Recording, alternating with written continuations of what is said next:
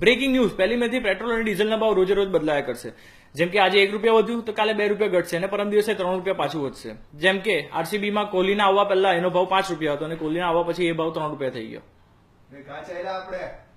અલા ના, આ તો જે લોકોને સમજ નહીં પડે તે માટે. અને આ વિશે લોકોની શું પ્રતિક્રિયા છે તે જાણવા જઈએ આપણે મોટામાં મોટા સટ્ટાબાજ સોરી આપણા મોટા રિપોર્ટર પાસે, ડાયાભાઈ પાસે. ડાયા, કાલની ટીપ હાજી હતી, આજે કોના પર લગાડવા? જી, આપણે લોકો પાસે જાણીશું કે આ પેટ્રોલનો ભાવ જે દિવસે દિવસે વધશે ઘટશે તો એ લોકો પર શું ઇફેક્ટ પડશે. આપણને તો કઈ ખાસ ફરક પડે નહીં. આ તો આપણી જેડી નો ભાવ નહીં વધવો જોઈએ, બસ આપણે એટલું. તમે જે ગજક ખાવ છો ને, હા, જે પેલી બાલાજીની વેફર વલસાડથી અહીંયા આવે છે તો કઈ એમને હવામાં ઉડીને નથી આવતી, ટ્રકમાં આવે છે. તો આ પેટ્રોલ ને ડીઝલથી ટ્રક ચાલે છે, તેની અસર પડશે. સમજ પડી? તો કઈ નહીં, સેવ મમરાથી કામ ચલાવી લેવું ને. હા, તો હું શું કહેતો, ઓ સર ઉઠો, ઉઠો, બહુ ઇમ્પોર્ટન્ટ છે. તો હક્કા બક્કા થઈ જાવ પેલા હટો. બ્રેકિંગ ન્યૂઝ, ડાયા 1 મિનિટ. કદાચ આ સમાચાર સાંભળીને તમારા પગ નીચેથી જમીન ખસી જશે, તમારા હૃદયના ધબકારા બંધ થઈ જશે. અને જેનું હૃદય નબળું હોય તે તો પ્લીઝ મહેરબાની કરીને ટીવી બંધ કરી દેજો. કરી દીધું? અચ્છા, તો આપણે આગળ વધીએ. તો સાંભળો, ગુજરાત હાઈકોર્ટે દમણ સંઘ પ્રદેશને ગુજરાતમાં સમાવી લેવા માટે કેન્દ્રીય સરકારને અપીલ કરી. જી હા, ગુજરાત દમણમાં. કાશ આવું હતે. સાંભળો, દમણ ગુજરાતમાં. આઈ રિપીટ, દમણ ગુજરાતમાં.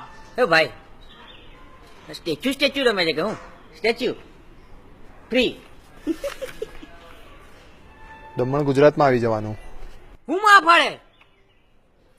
સભ્યતાથી બોલો, ન્યૂઝ ચેનલ છે. Why you tear mother. એ બધું છોડો.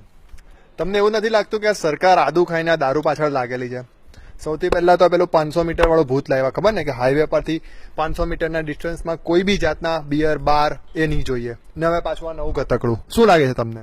યાર 500 મીટર થી અમને કઈ ફરક નહીં પડતો હતો. અમે અડધી રાતના જો ચા પીવા કડોદર સુધી જઈ શકતા હોઈએ તો 500 મીટર દારૂ પીવા અંદર જવું એ કોઈ મોટી વાત નથી. પણ યાર આ દમણ ને ગુજરાતમાં લાવવું, એનાથી છે ને અડધા ગુજરાતીઓનો મોરલ ડાઉન થઈ જશે. મોરલ ને દારૂ સાથે શું લાગે વળગે? દારૂ મોરલ વધારે હંમેશા.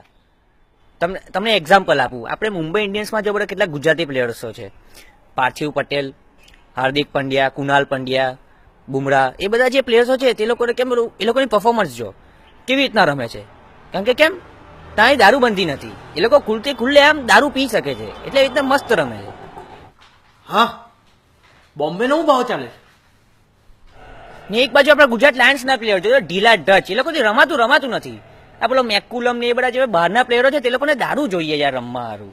એ લોકોને દારૂ અહીંયા મળે નહીં કે દારૂ બંધી, એ લોકોને મોરલ ડાઉન થઈ જાય, રમાય નહીં. ને પેલો બ્રાવો એ તો ઇન્જર થઈને બેઠેલો છે. આ દારૂબંધીની એટલી ગંદી અસર એના માથા પર લાગેલી કે ઇન્જર થઈ ગયેલો છે. દારૂ ને ક્રિકેટરના પરફોર્મન્સ પર તમે છે ને મારી હાથી એકવાર આવો અહીંયા ડુમ્મસ મગદલ્લા, એક બિયર માને જો મારા પોયરો જે રમે, જે છગ્ગા મારે તમે જોતા રહી જાય. 6 બોલે 7 છગ્ગા મારે, બોલ, એક નો બોલ હાથે. This is call moral my friend, this is call moral. ચાલ દમણ જવાને. અરે હું પછા દમણ, અહીંયા આસાના મિનારા જમીન દોસ્ત થઈ ગયા. કયું પીધું કે કવિ જેવી વાત કરવા માંડ્યો? અરે દમણ બંધ થઈ જવાનું, દમણ ગુજરાતમાં આવી જવાનું. હે, વાયુ ટીયર ફાધર. હલો પક્યા, 20-25 જણ ભેગા કર, ચાલ દિલ્હી જવાના આપણે. સેવ દમણ આંદોલન કરવા. સેવ દમણ, સેવ દમણ. શાંતિ રાખો.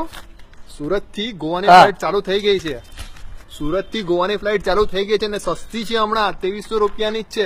એટલે ગોવા જી આવો તમે. સાહેબ, મારી ભાવનાઓ દમણ સાથે જોડાયેલી છે. ભલે હું અહીંયા છું પણ મારું હૃદય તો દમણમાં જ છે. Daman is my bae, no one can takes its place. Children's love Goa but real men's love Daman. ને લેજન્ડ્સ લવ ગોલવાર.